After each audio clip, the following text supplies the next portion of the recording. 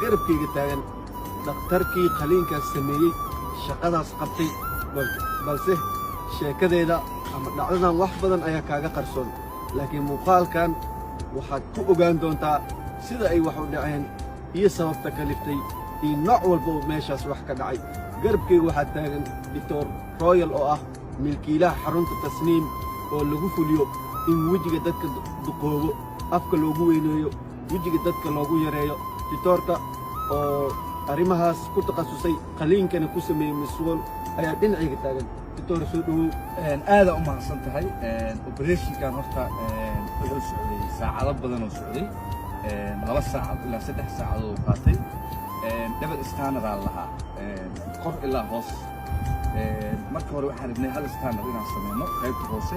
laakiin ayadaa waxay dooratay double scanner maadaama ay geli rabtay aroos ay geli rabtay odaygina wuu imaaday